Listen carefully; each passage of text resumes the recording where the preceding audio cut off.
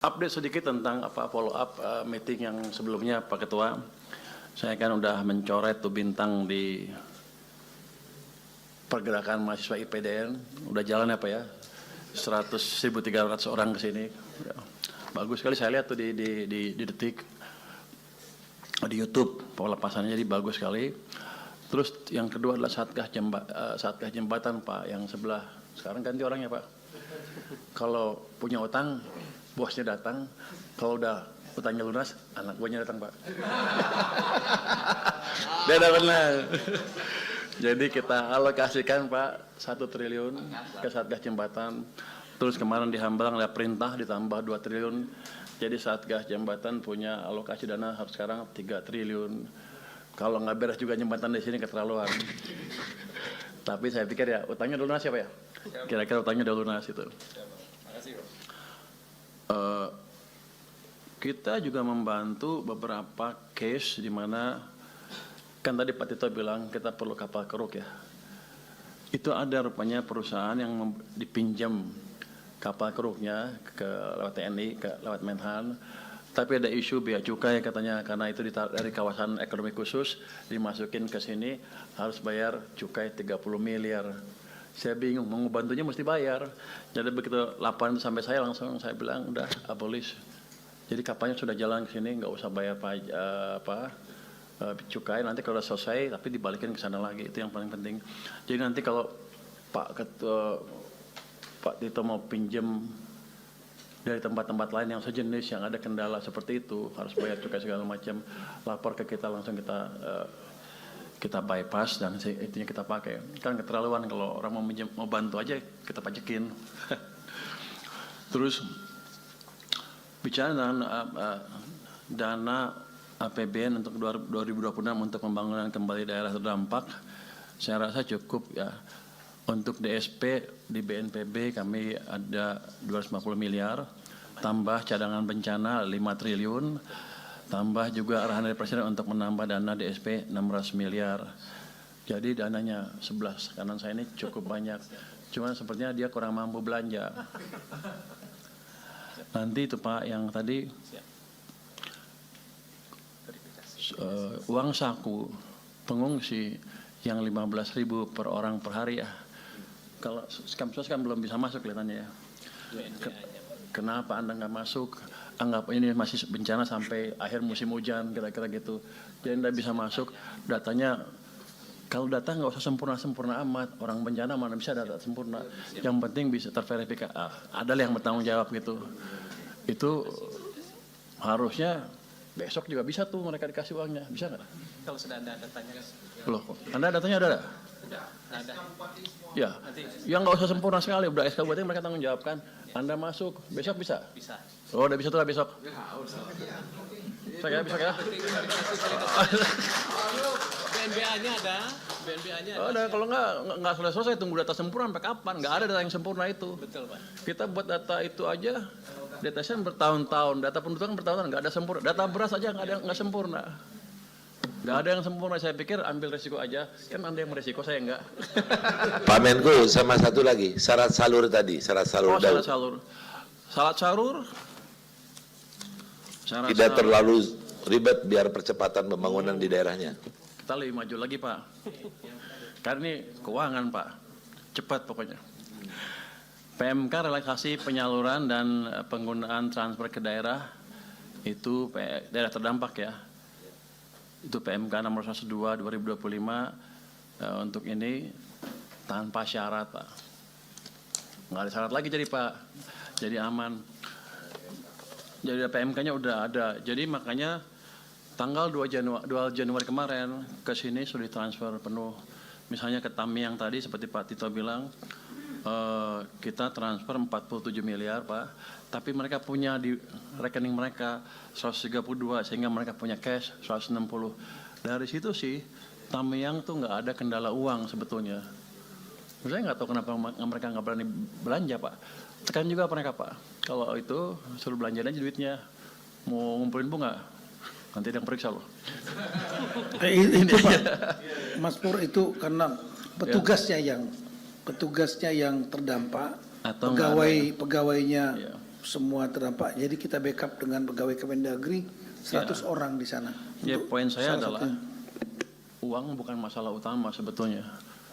Tapi kami kirim ke semua daerah di Aceh ya. Tanggal 2 tuh udah kita kirim semua. Provinsi 147 miliar, Aceh Barat 50 dan lain-lain. Tambiang seperti saya bilang tadi, sampai kota Subulu Salam itu 20 miliar ya. Kita sudah kirim di bulan Januari itu untuk Aceh saja 1,279 triliun. Jadi mereka cukup cash untuk gerak lah kalau mau. Tapi sepertinya kendalanya bukan cash aja. Seperti tadi administrasi yang tadi membuat mereka lambat juga.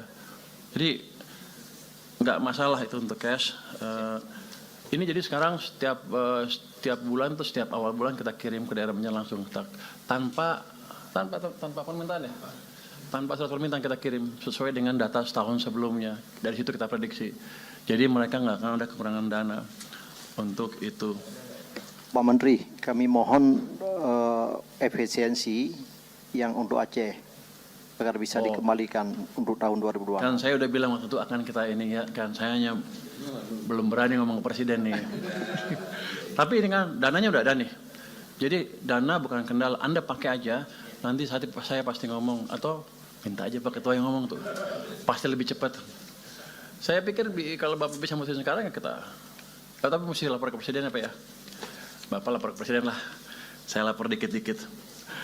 Jadi tapi udah dihitung di kita, hitungannya kita bisa efisiensi kita hilangkan jadi sama dengan tahun lalu. Untuk Aceh ada tambahan 1,7 triliun, 1,8 triliun untuk wilayah Aceh. Karena ini kan daerah bencana, harusnya nggak ada masalah. Jadi menurut saya posisinya seperti itu. Terus untuk pasca bencana kan estimasi awal kebutuhannya 51 triliun. Yang saya dapat sampai sekarang ya, itu bisa dipoin dari pemanfaatan alokasi hasil prioritasi APBN itu sekitar 50 triliun lebih. Itu uang-uang yang untuk rapat-rapat nggak jelas saya bilang dulu. Kita juga relokasi anggaran untuk infrastruktur, kementerian lembaga dan infrastruktur 2026. Ini diprioritaskan untuk pembangunan kembali infrastruktur di 3 provinsi yang terdampak ini. Kemudian saya bilang tadi BNPB punya cadangan 5 triliun. Tapi saya usul ke kementerian lembaga kayak PU, yang lain-lain, kalau ada punya proyek yang di Aceh, dipercepat aja. Semua kementerian lembaga, jadi nggak ada masalah. Masalah bos dari Kemendikbud tadi, Disdasbud ya? Apa? Dasmen. Gandeng dulu ya. Soalnya saya zaman dulu. Taunya Dikbud aja, Dikdasmen. Bos itu pasti kita carikan setelah kita menerima permintaan dari Anda. Jadi Anda percepat permintaannya ke saya, langsung saya keluarkan itu bosnya. Jadi harusnya saya yang balik tanya ke Anda. Untuk Aceh, tolong dipercepat supaya bisa saya keluarkan lebih cepat. Suratnya sudah dikirim Pak Menteri. Sudah dikirim suratnya. Kapan itu? Pak Dirjen. Kapan? Tanggal 7. Tanggal 7? Betul Pak. Tanggal 7 ya Pak? Ya, 2 hari yang lalu. Oh, harusnya tanggal 31 Desember, Menteri. tanggal 2 saya keluarin. Pak Menteri, Kalau gitu Anda boleh protes, kalau Bentar. sekarang masih baru. yang diusulkan tuh efisiensi yang transfer ke Aceh, TKD. yang TKD. Ya. Jadi permohonan untuk Tidak dipotong seperti wilayah lain. Oke. Itu kan potongnya cukup besar. Anda kena berapa rata-rata? 30, 40%?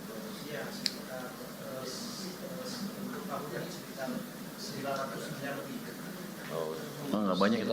Jadi kita hitung akan ada tambahan sekitar 1,7. Harusnya sih nggak ada masalah. Sekarang tapi nggak terlalu yang gimana? Boleh kan? bentar nih. Boleh. Ya. Ya.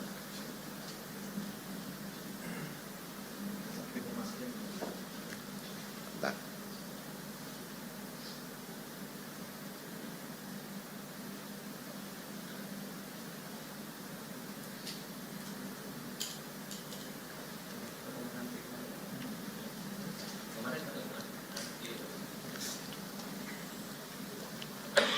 Karena ya. Ya. Ya. Ya.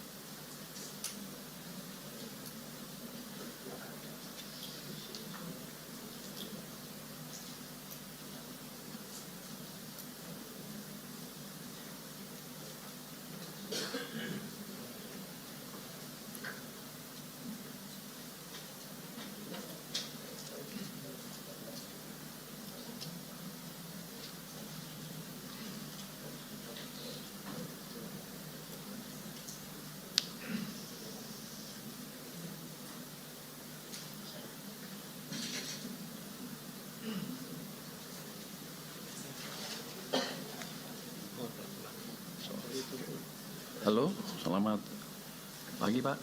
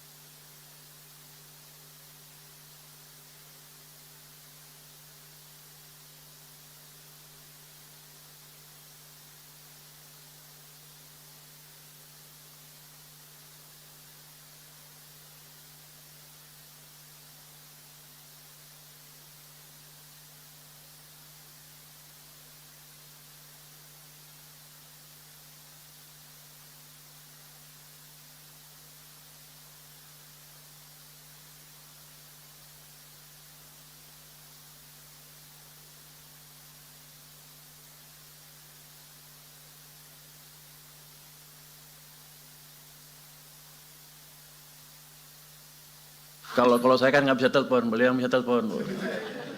Pak Ketua, saya nanya tadi, Bapak minta persetujuan sama pemerintah? Kayaknya minta persetujuan, jadi clear. Jadi untuk tahun ini, anggaran Anda akan penuh seperti tahun lalu, nggak dipotong. Jadi dapat 1,6, 1,7 kalau nggak salah. Ya? Iya. Dulu kan saya janji saya mau bicara, belum sempat ke sana sini soalnya barusan Pak Ketua udah telepon dan Pak Presiden bilang setuju. Jadi aman Anda semuanya. Ini tindak lanjut rapat kemarin ya. Yang saya lalai baru Pak Ketua yang menjalankan. Terima kasih Pak Ketua. Tapi udah kita hitung semuanya secara anggaran bisa, nggak ada masalah. Terus saya mungkin bicara sedikit Pak tentang ini. Kepres Satgas Percepatan Rehabilitasi. Ini saya cuma mau bacakan sedikit mekanismenya karena banyak yang bingung, saya juga bingung sebetulnya awalnya. Yang saya perlu bacakan di sini, mekanisme kerjanya adalah usulan dari masing-masing bidang disampaikan ketua bidang kepada ketua tim pelaksana. Nanti ketua tim pelaksana menyampaikan usulan kepada ketua tim pengarah untuk ditetapkan. Agak bertele-tele juga ya, tapi kayaknya begini ini prosedurnya ya. Terus anggaran pelaksanaan tugas Satgas diusulkan oleh ketua tim pelaksana dan pimpinan KL terkait kepada Menteri Keuangan sesuai ketentuan perundang-undangan ya. Terus segala pendanaan untuk pelaksanaan Kepres ini bersumber dari APBN dan sumber lain yang sah. Yang saya ingin bacakan lagi adalah prosedur penganggaran rehab rekon pada DIPA Kementerian Lembaga. Ini beda dengan punya Anda ya. Anda belanja langsung aja. Siap. Yang tadi besok bisa ya? Pak, lagi. Sesuai Kepres nomor 1 2026 tentang Satuan Tugas Percepatan Rehabilitasi dan Rekonstruksi Pasca Bencana Alam di Provinsi Aceh, Provinsi Sumatera Utara, dan Provinsi Sumatera Barat, Kemenko PMK bertindak sebagai Ketua Tim Pengarah Satuan Tugas dan Mendagri sebagai Ketua Tim Pelaksana untuk harmonisasi program bagi kementerian lembaga yang akan menyalurkan bantuan.